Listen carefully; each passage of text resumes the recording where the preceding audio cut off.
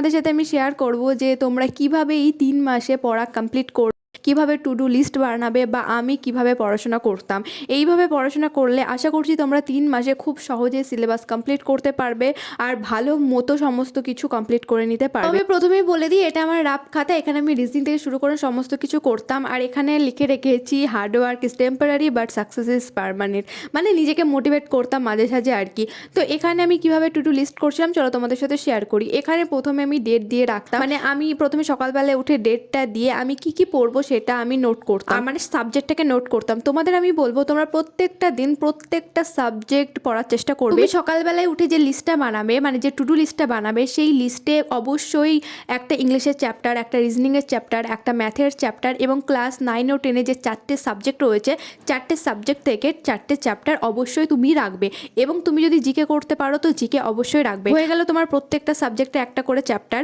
অবশ্যই চেষ্টা করবে টু ডু লিস্ট যেটা বানাচ্ছ সেটা প্রত্যেক দিন কমপ্লিট করার, মানে যখন রাতে শুতে যাবে তখন একবার চেক করে নেবে যে আজকে টু ডু লিস্টে যেসব চ্যাপ্টারগুলো অ্যাড করেছে সেগুলো সব কিছু কমপ্লিট হয়েছে কিনা। আমি আবার পাশে কমপ্লিট বলে লিখে রাখতাম এবং আমি সাথে কোন চ্যাপ্টারটা কোনখান থেকে করছি, যেমন ধরো কোনোটা টেক্সট বুক থেকে করতাম, কোনোটা আমার পেইড ব্যাচ থেকে করতাম বা কোনোটা ইউটিউব থেকে করতাম। যেমন জিকেটা আমি সব সময় ইউটিউব থেকে করতাম। জিকের একটা বেশ ভালো চ্যানেল রয়েছে যেখানে প্রত্যেকটা দিন অনেকগুলো জিকের ক্লাস হতো, তো আমি সেখানে সমস্ত জিকেগুলো করতাম। আর জিকে আমার এক্সাম দেওয়ার আগে থেকে একটু স্ট্রং ছিল, তাই আমি জিকের ওপরে ফোকাস করেছিলাম। টার্গেট ছিল জিকেতে আমার 10-এর মধ্যে 8 থেকে 9 যেন অবশ্যই আছে। আমি ইংলিশটাও ইউটিউব চ্যানেল থেকে করতাম, মানে ইউটিউবে অনেক চ্যানেল রয়েছে যেগুলি হচ্ছে নন পেইড ছাড়াই তোমাকে ক্লাস প্রোভাইড করে, প্লাস আমি হচ্ছে পেইড ব্যাচও নিয়েছিলাম। আচ্ছা, এখানে বলে রাখি টু ডু লিস্ট করা মানে যে প্রত্যেকটা দিন তোমার টু ডু লিস্ট কমপ্লিট হবে এমন নয়, কারণ প্রত্যেকটা দিন মানুষের সমান যায় না। তো আমি কি করতাম, যে চ্যাপ্টারগুলো কমপ্লিট করতে পারতাম না সেগুলো এরকম লাল মার্ক করে রাখতাম, যেগুলো আমার কমপ্লিট হয়নি তো সেগুলো আমি আবার পরের দিন অ্যাড করতাম।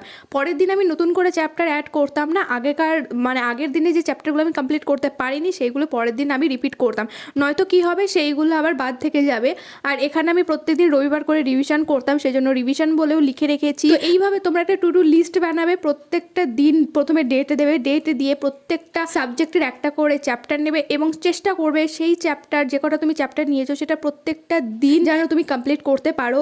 এবং চ্যাপ্টার কমপ্লিট করার পরে তুমি সেই চ্যাপ্টার থেকে এমসিকিউ সলভ করবে, তাহলে তুমি বুঝতে পারবে যে সেই চ্যাপ্টারটা তোমার কতখানি পড়া হয়েছে এবং কতখানি বাকি রয়েছে। যদি দেখো যে এমসিকিউ সলভ করতে প্রবলেম হচ্ছে এবং ভুল হচ্ছে, তাহলে তুমি ওই চ্যাপ্টারটাকে তখনই আবার রিভিশন একবার দিয়ে নেবে। আশা করছি এতে তোমার সেই চ্যাপ্টারের প্রতি যেসব ডাউট থাকবে সেগুলো ক্লিয়ার হয়ে যাবে এবং ওখান থেকে যাই কোয়েশ্চেন আসুক না কেন তুমি খুব ভালোভাবে অ্যান্সার করতে পারবে।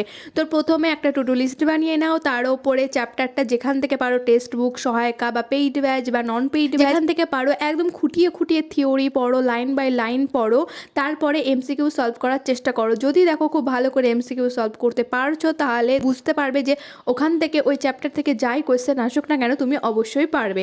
এবার আমি তোমাদের বলবো যে আমি কিভাবে জীবন বিজ্ঞানের সমস্ত চ্যাপ্টার কমপ্লিট করেছিলাম, কারণ আমি জীবন বিজ্ঞানের ওপরে বেশি জোর দিয়েছিলাম। এখান থেকে 50 নম্বর থাকে, চেষ্টা করবে এখান থেকে 40 থেকে 45 নিয়ে আসার।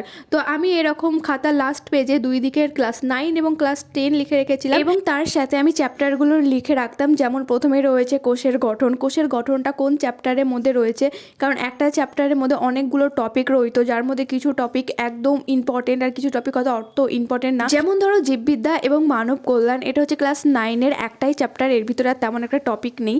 আচ্ছা, আমি এবার বলি কি করে আমি পড়তাম। তো এখানে দেখো প্রথমে আমি কোষের গঠন লিখে রেখেছি এবং আমি প্রথমে কোথা থেকে পড়ছি সেগুলো আগে লিখে নিতাম। যেমন হচ্ছে আমার পেইড ব্যাচ, সেখানে এমসিকিউ প্লাস আমার কাছে দুটো টেক্সট বুক ছিল এবং সব মিলিয়ে আমি যে নোটস তৈরি করতাম, মানে দেখো এখানে খাতা বলে লেখা রয়েছে, প্লাস আমার কাছে সাতরা ও রায়মার্টিনের যে সহায়িকা রয়েছে সেগুলো আমি এখানে লিখে রাখতাম এবং এগুলো এক এক করে যখন পড়তাম তখন আমি এক এক করে টিক দিতে থাকতাম যে আমার এই চ্যাপ্টারটা এখান থেকে পড়া হয়ে গেছে। তারপরে আমি 2024 সালের যে পেইড ব্যাচটা ছিল, আমি যদি 2025 সালে পেইড নিয়েছিলাম তো আমি 2024 সালে যে পেইড ব্যাচটা ছিল সেটা আমি অ্যাক্সেস করতে পারতাম।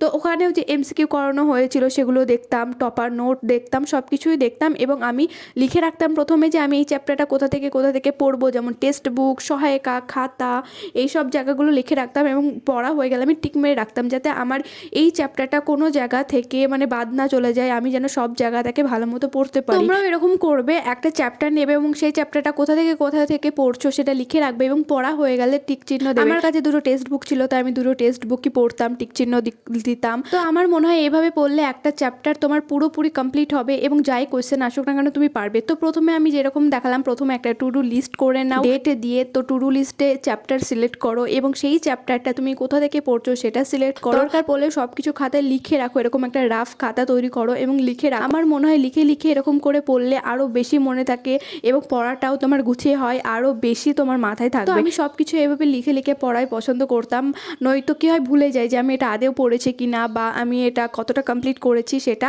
আমি ভুলে যেতাম। যদি তোমরা একদম নিট অ্যান্ড ক্লিনভাবে পড়তে চাও এবং এই 3 মাসেই খুব ভালোভাবে চ্যাপ্টার কমপ্লিট করতে চাও এবং চ্যাপ্টারটা ভালো করে কমপ্লিট করতে চাও, যা এমসিকিউ আসবে তাই পারবে, তো তোমরা এই পদ্ধতিটা ফলো করতে পারো। এটা আমি নিজে থেকে বানিয়েছিলাম এবং নিজে থেকে আমি এটা ফলো করতাম। সেরকমই দেখতে পাচ্ছ এদিকে ক্লাস 10-এরও আমি লিখে রেখেছি, যাতে আমার ক্লাস 10 থেকেও যা চ্যাপ্টার আছে সেগুলো খুব ভালোভাবে তৈরি হয়েছে এবং যা কোয়েশ্চেন আসে তাই আমি পারি। তো এটা আমার রাফ খাতা আর একটা হচ্ছে লাইফ সায়েন্স খাতা। তোমাদের যদি পড়াশোনা বা এক্সাম বা ট্রেনিং রিলেটেড কোনো রকম কোয়েশ্চেন থাকে আমাকে কমেন্টে জানাতে পারো। ভিডিওটা এখানেই শেষ করছি, ভালো থেকো, বাই।